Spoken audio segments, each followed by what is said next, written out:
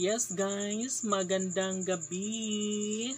Kumusta na ba ang lahat? Opo, napakaganda nito guys. Guys, um, yan, nakita nyo guys yung bed ko. Ito, diba? Okay na siya guys, no? So, yung background na lang guys, tinanggal ko kasi yung cortina dyan. And, yeah, nag-order pa ako ng bagong cortina guys para ilagay dyan sa likuran.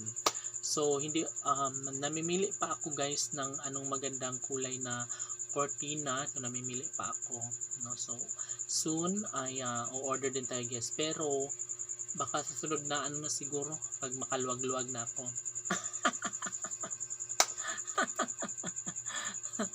Pag nakaluwag-luwag ako guys, baka next month, makaluwag-luwag tayo ng salapi. So, order tayo dyan ng cortina para magkaroon naman ng magandang background. So, ito guys, matagal na ko na po itong binili kaso lang ngayon ko lang siya na isabit kasi wala akong time na isabit siya. So, nilagay ko siya dyan. Sobrang napakahusay pala, no? Tingnan nyo. Diba?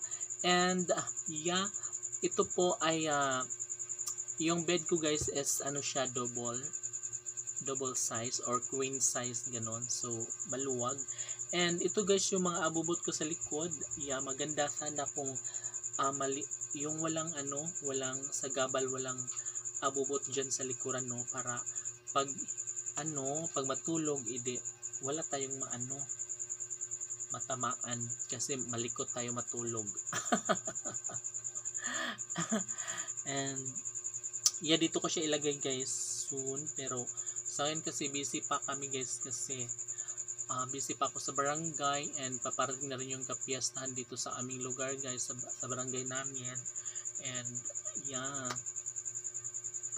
so basta maging maayos din to soon. And yun nga guys, bukas ulit ay talagang nakaharap naman ako maghapon sa laptop guys.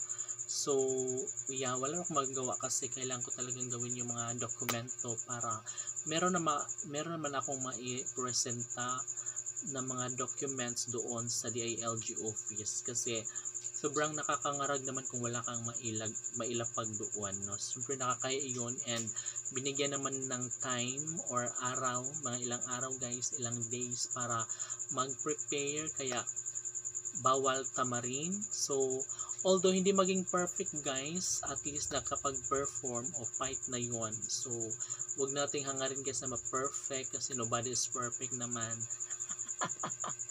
So malaga lang is nakapag-perform ka, nakapag-sumiti ka ng ilang mga dokumento ay fights na yon. And by tomorrow guys is release po ng senior citizen yung social pension. So meron kaming dalawang senior citizen to guys na kabilang bukas para sa releasing sa social pension. So that's it. It's me, Inday Marikit. Good evening. Bye.